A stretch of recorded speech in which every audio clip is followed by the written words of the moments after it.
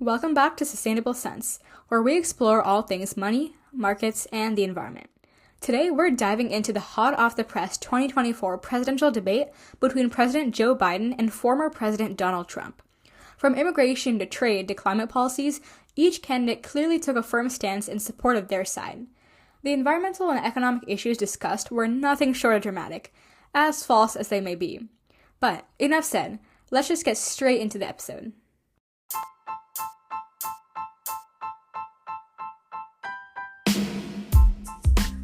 Welcome to Sustainable Sense, where we invest in climate defense. You're in for our hot take on all things money, markets, and the environment. The June 27th debate was quite interesting. Biden and Trump each took different approaches, and one could say their styles contrasted like night and day. However, neither of them really hit hard on their policies for the future, rather taking a look back into the past to attack each other's policies and regulations. So let's dive right into these fiery exchanges and see where each candidate stands. When prompted with his environmental standpoint, Biden came out pretty strong, emphasizing his administration's aggressive actions against climate change.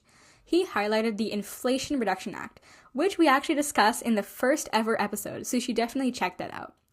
The IRA has funneled billions into clean energy projects and climate resilience measures, also opening up around 300,000 clean energy jobs and incentivizing the purchase of EVs. Biden's focus on green jobs and climate action is a cornerstone of his renewable energy strategy. The Inflation Reduction Act has indeed spurred investment in renewable energy. Though the Willow Project this year, amongst other devastating oil and natural gas initiatives, was a setback, Biden plans on a carbon-neutral future by 2050, addressing the 1.5 degrees Celsius quota. Though one may question the realistic nature of his plan, Biden aims to strike an accord between fiscal gain and environmental well-being. One topic that was rallied back and forth was the Paris Agreement. The agreement includes commitments from all countries to reduce their emissions and work together to adapt to the impacts of climate change, and it calls on countries to strengthen their commitments over time. Biden did attack Trump for his withdrawal from the Paris Agreement. And why in the world would Trump do this? Well, he considered it to put the US at an economic disadvantage. He claimed that China and Russia would pay nothing, while the US would bear the brunt.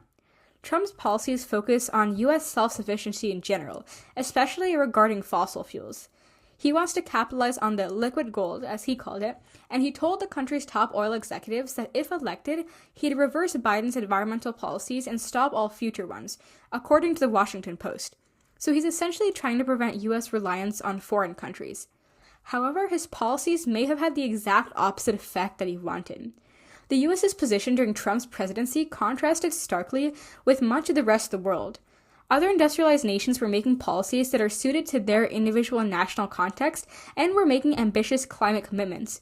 For example, Japanese Prime Minister Yoshihide Suga pledged to reduce his country's carbon emissions to zero by 2050, and China and the European Union have made similar commitments. So scholars consider the US to be generally isolated in this sense, and no other country has left the agreement. Since taking office, Biden has set pretty ambitious climate goals, including achieving 100% carbon pollution-free electricity by 2035 and net zero emissions by 2050.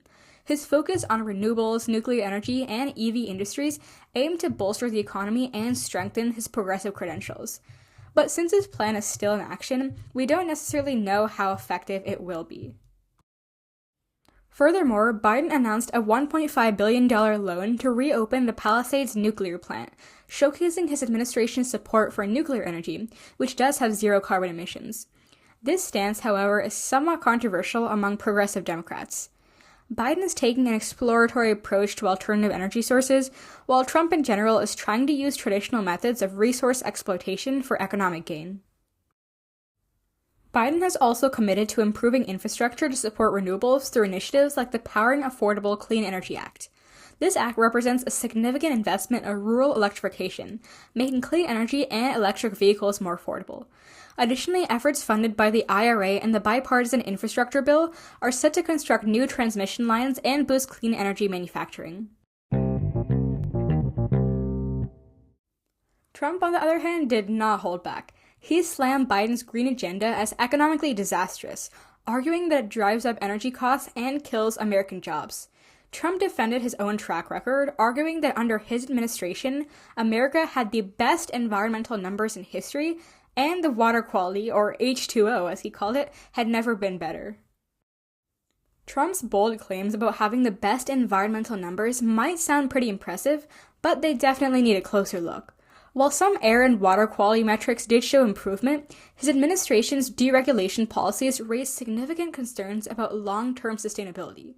Trump's emphasis on deregulation and fossil fuels resonates with those prioritizing economic growth over environmental regulations. But as we know here at Sustainable Sense, those two can go hand in hand. But can Trump's approach sustain the long-term economic stability without addressing climate change? The debate got pretty heated over fossil fuels and international climate agreements. Biden accused Trump of pandering to fossil fuel interests and ignoring the science of climate change. Trump countered, claiming Biden's policies were economically unviable and detrimental to American energy and independence. As Joe Biden specifically quoted, Trump's policies are a step back for humanity. Ignoring climate science and pandering to fossil fuel interests puts our planet and future generations at risk. And in response, Trump said, Biden's green policies are economic suicide. At certain times, I personally find all this bantering quite funny. Biden and Trump's feud reflects a deeper ideological divide, one that puts immediate economic benefits against long-term environmental sustainability. Trump's all-around campaign can be seen as trying to be self-sufficient and unreliant on other countries. He doesn't want U.S. to become a third world country, as he said, using the phrase almost sinfully. One may consider Trump's prioritization of economic gain as blinding to socially responsible progress. Now, Biden's vision of a carbon-neutral future demands significant changes in infrastructure and consumer behavior, as well as future investment opportunities, whereas Trump's approach leans on traditional energy sources and deregulation. It's a classic battle between progress and preservation, with tariffs and the deficit adding more fuel to this fire. Trump's tariff strategy did have some successes, but also resulted in higher costs for American consumers and businesses. And the increase in the trade deficit under his watch also complicates the economic narrative.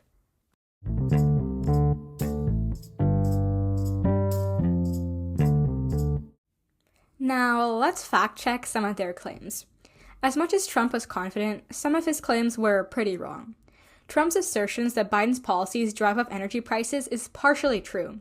Transitioning to green energy can have upfront costs, but the long-term savings and environmental benefits are pretty substantial. His focus on deregulation, while boosting the fossil fuel industry, has raised significant environmental concerns. Now, Biden's claim about creating millions of green jobs holds pretty true, supported by employment data showing growth in the renewable energy sector. However, the transition has faced hurdles, particularly in areas reliant on fossil fuels. Now, regarding Trump's claim on the best environmental numbers, it's a pretty mixed case. Some air and water quality improvements were seen, but the rollback of regulations poses long-term risks. Also, the claim that H2O has never been better is oversimplistic and doesn't account for regional disparities and ongoing challenges. The water gets pretty murky if we look at Trump's record during his presidency. In March 2017, the Trump administration replaced the Obama-era Clean Power Plan with the less stringent Affordable Clean Energy Rule. This change, along with the rollbacks of fuel efficiency and methane regulations, could lead to an additional 1.8 billion metric tons of carbon dioxide equivalent emissions by 2035, according to the Rhodium Group. However, the impact of these policy changes has been mitigated by things like state and local climate initiatives, increasing competitiveness of renewable energy, and market forces favoring natural gas over coal. So as a result, U.S. emissions have plateaued rather than increased significantly during Trump's tenure. While progress on emissions reductions has slowed, it hasn't been entirely reversed, largely due to ongoing economic shifts in the energy sector. Well, the environmental stakes couldn't be higher. Though this is not a clear yay or nay issue that will turn voters red or blue, it will play a significant role in many energy-dominant states like Nevada, Arizona, and Pennsylvania, among others. Biden's approach offers a path towards sustainability, demanding significant shifts and long-term commitment. Trump's strategy, while offering immediate economic stability, does risk exacerbating climate change impacts. As voters, understanding these policy implications is crucial for shaping our planet's future. So thank you for joining me on this episode of Sustainable Sense. As a side note, this episode aims to provide a balanced and nonpartisan overview of the environmental issues discussed in the presidential debate, incorporating commentary and fact-checking throughout. This is simply the host's opinion. Anyway, if you enjoyed this episode, make sure to follow our show and like it up. Don't forget to subscribe and share your thoughts on today's debate breakdown. Remember, every small step we take towards sustainability makes a difference. So be sure to subscribe for more insights into the sustainable side of economic development. You can also find us on LinkedIn and Instagram at sustainablecentspodcast. If you have any questions or episode suggestions, you can email us at sustainablecentspodcast@gmail.com. Again, that's sustainablecentspodcast@gmail.com. Until next time, this is your host signing off. And as always, invest your sense in climate defense.